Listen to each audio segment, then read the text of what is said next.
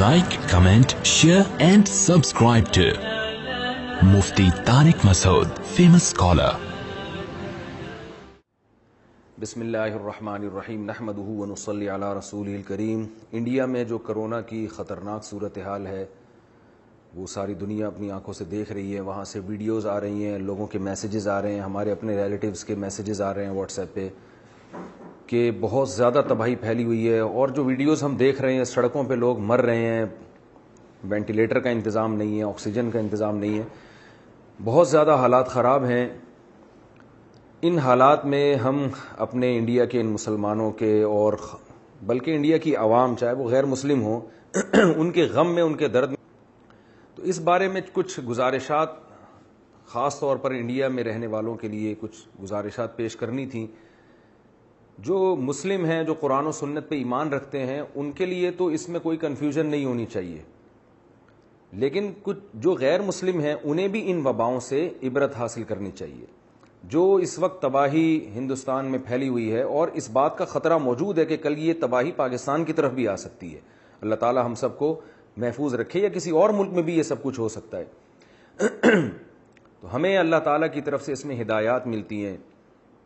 وَلَنَبْلُوَنَّكُمْ بِشَيْءٍ مِّنَ الْخَوْفِ وَالْجُوعِ وَنَقْصٍ مِّنَ الْأَمْوَالِ وَالْأَنفُسِ وَالثَّمَرَاتِ وَبَشِّرِ الصَّابِرِينَ۔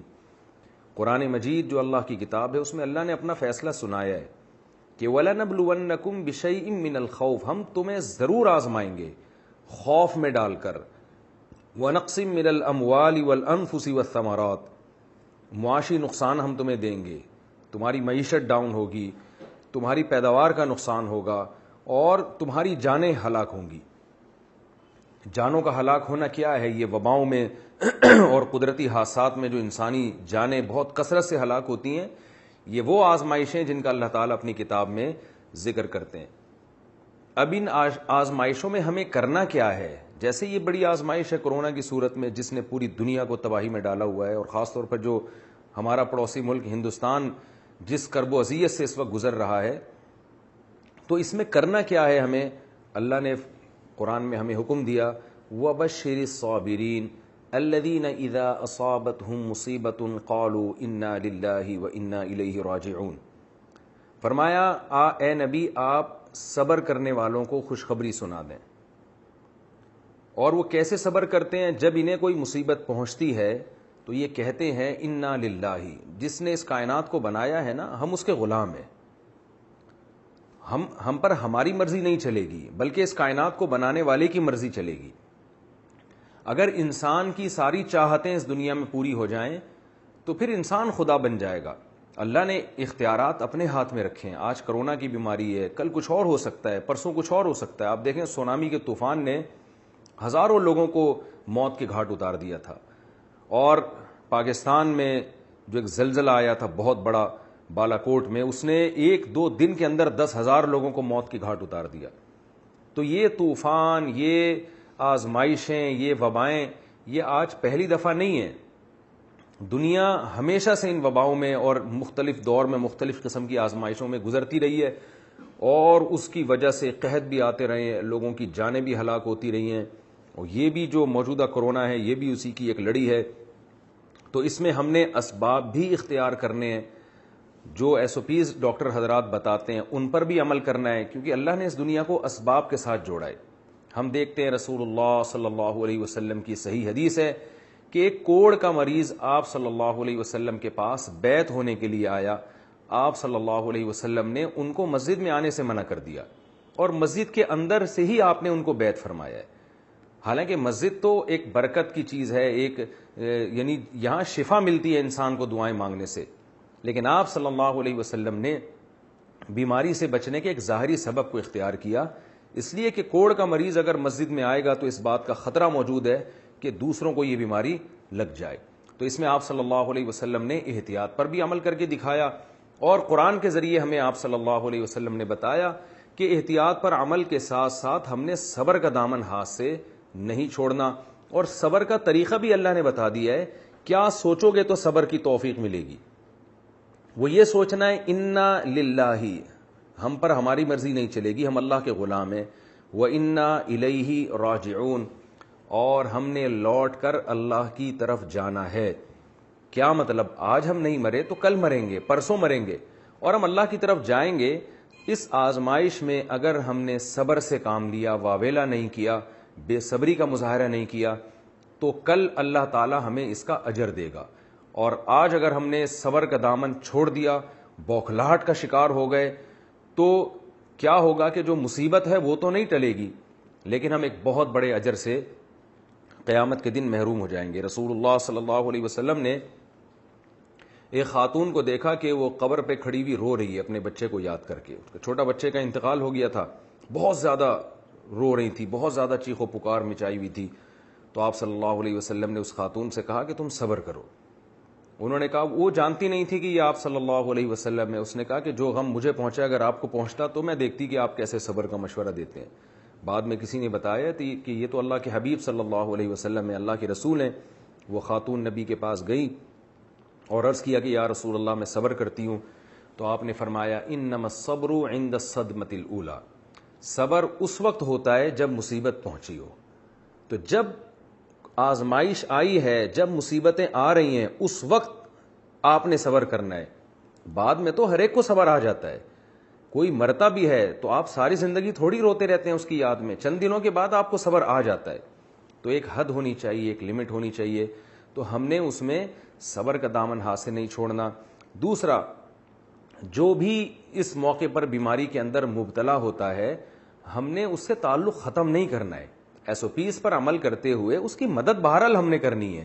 S O Ps پر اس طرح سے عمل کرنا کہ آپ مریض کو چھوڑ کے بھاگ جائیں، یہ بہت بے مروتی کی بات ہے۔ اس موقع پر ہمیں اللہ کے حبیب صلی اللہ علیہ وسلم نے توکل کرنے کا حکم دیا ہے۔ تو آپ کے گھر میں اگر کوئی بوڑھے والدین کورونا میں مبتلا ہو جاتے ہیں تو یہ آپ کے لیے جائز نہیں ہے کہ آپ ان کو چھوڑ کے بھاگ جائیں۔ ڈاکٹر کے لیے جائز نہیں ہے کہ وہ پیشنٹ کو چھوڑ کے بھاگ جائے۔ ڈاکٹروں کو بہرحال ہم سب کو سلام کرنا چاہیے کہ وہ اپنی جان پر کھیل کر کس طرح سے مریضوں کی مدد کر رہے ہیں، لیکن بعض ایسی بھی ڈاکٹروں کی رپورٹ آتی ہے جو بھاگ رہے ہیں اور جو ہے وہ اپنی جان بچانے کی فکر میں لگے ہوئے ہیں، اگرچہ ان کا ریشو کم ہے، زیادہ تر ڈاکٹر تو الحمدللہ انسانیت کی خدمت کر رہے ہیں۔ تو ایسے موقع پہ اللہ پہ اعتماد اور اللہ پہ توکل کا تقاضا یہ ہے کہ آپ اپنے گھر کے مریض کو چھوڑ کر فرار نہ ہوں، کیونکہ موت اور زندگی بہرحال اللہ کے ہاتھ میں ہے۔ اللہ نے ہمیں زندہ رہنے کے اسباب اختیار کرنے کا حکم تو دیا ہے، لیکن ایسا سبب اختیار کرنا جو شرعی جائز نہیں ہے۔ آپ خود کسی کرونا کے پیشنٹ کے بلا وجہ قریب نہ جائیں، لیکن آپ کے گھر میں اگر آپ کے کوئی بوڑھا بیمار ہو جاتا ہے تو اسے اس بیماری کی حالت میں چھوڑ کے جانا، یہ اللہ اس کے رسول صلی اللہ علیہ وسلم کی نافرمانی ہے، یہ کسی طور پہ بھی آپ کے لیے جائز نہیں ہے۔ اسی طرح گورنمنٹ نے اگر ڈاکٹروں کے ذمہ لگایا ہے کہ وہ پیشنٹ کی حفاظت کریں، اس کی کیئر کریں، وہ اسپتال چھوڑ کے نہ بھاگیں، تو ایسے موقع پہ ڈاکٹر کا فرار ہونا یہ بھی شرعی طور پر ناجائز اور غلط بات ہے۔ تو ہم اس درد میں، اس دکھ میں اپنے ہندوستان کہ مسلمانوں اور جو دوسرے جو غیر مسلم بھی رہتے ہیں وہ بھی انسانیت کے ناطے ہمارے بھائی ہیں، اس غم میں ہم ان کے ساتھ برابر کے شریک ہیں، اور اللہ تعالیٰ سے ہم دلی دعائیں کرتے ہیں کہ اللہ اس مصیبت سے ہندوستان کے لوگوں کو جلد سے جلد نجات عطا فرما، اور جس کرب و اذیت میں وہ مبتلا ہیں اے اللہ اس بیماری سے، اس مصیبت سے ان کو نکال دے، اور جب تک یہ بیماری مقدر ہے صبر کی ہم سب کو توفیق عطا فرما۔ اور اس میں غیر مسلموں کے لیے ایک سبق ہے کہ یہ دنیا خواہشات کے پوری ہونے کی جگہ نہیں ہے، اب بھی موقع ہے اللہ کی طرف آنے کا، شرک سے توبہ کرنے کا۔ قرآن صاف لفظوں میں کہتا ہے وَإِذَا غَشِيَهُم مَّوْجٌ كَالظُّلَلِ دَعَوُا اللَّهَ مُخْلِصِينَ لَهُ الدِّينَ، کہ جب تمہیں کوئی بڑی مصیبت آتی ہے، طوفان میں گھرتے ہو، تو تم سب اپنے دوسرے خداؤں کو چھوڑ کر اس خدا کو پکارتے ہو جو آسمانوں میں ہے، لیکن جب وہ تمہیں مصیبت سے نجات دے دیتا ہے تو پھر اس خدا کو تم بھول جاتے ہو، اگر وہ چاہتا ہے، بعض دفعہ وہ نجات نہیں بھی دیتا۔ تو اس میں، ان مصیبتوں میں، ان بلاؤں میں، وہ رب جو آسمانوں میں ہے وہ ہر ایک کو اپنی طرف دعوت دیتا ہے کہ آؤ مجھ سے مانگو۔ ایسے موقع پہ سب کو اسی اللہ کا تصور آتا ہے دماغ میں۔ ایک ویڈیو بھی ہندوستان سے وائرل ہوئی ہے کہ ایک ہندو فوجی وہ لوگ مسلمانوں سے اپیل کر رہا ہے کہ آپ لوگ دعائیں مانگیں۔ میری دادی مجھے بتایا کرتی تھیں، سہارنپور سے ان کا تعلق تھا، کہ جب بارشیں بند ہو جایا کرتی تھیں تو ہندو بھی آ کے ہم سے ریکویسٹ کرتے تھے کہ آپ لوگ نماز استسقاء پڑھیں۔ یہاں ایک بوڑھے رہا کرتے تھے، ہندوستان کے تھے، انہوں نے یہ بات مجھے بتائی کہ ہندو ہم سے کہا کرتے تھے کہ آپ جائیں اور نماز استسقا پڑھیں اور اللہ سے دعائیں مانگیں، اور میں نے اپنی دادی سے براہ راست سنا کہ بہت دفعہ ایسا ہوا ہے کہ ہم نماز استسقا میں گئے اور ہم نے اللہ سے رو رو کے دعائیں مانگی اور اسی وقت آسمان سے بارشیں برسنا شروع ہو گئی۔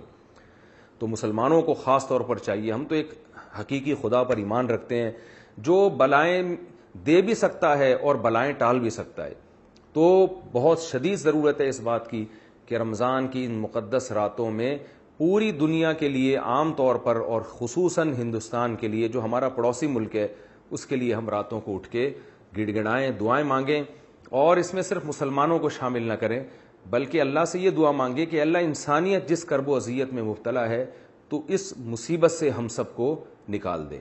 اللہ تعالیٰ سے دعا ہے کہ جو کچھ کہا سنا اللہ تعالیٰ اس میں کمی کوتاہی کو معاف فرمائے، اور جو صحیح باتیں ہوئی ہیں اللہ ہم سب کو اس پر عمل کرنے کی توفیق عطا فرمائے۔ اور ہماری سب کی ذمہ داری ہے کہ اس وقت ہندوستان کے لوگوں کی جس حد تک ہم مدد کر سکتے ہیں ہم کریں۔ ہماری حکومت کی بھی ذمہ داری ہے، اگر کوئی ٹرسٹ وہاں مدد پہنچانا چاہتا ہے اور اس کے لیے بارڈر کھولنے کی ہمیں ضرورت پڑتی ہے تو حکومت کو اس پہ بھی سنجیدگی سے غور کرنا چاہیے کہ اس وقت اپنی دشمنیوں کو ختم کر کے پوری دنیا کو چاہیے کہ وہ ایک دوسرے کا ساتھ دے، کیونکہ کل جو مصیبت آج جس مصیبت میں وہ مبتلا ہیں، اللہ نہ کرے کل اس مصیبت میں ہم یا کوئی اور ملک بھی مبتلا ہو سکتا ہے۔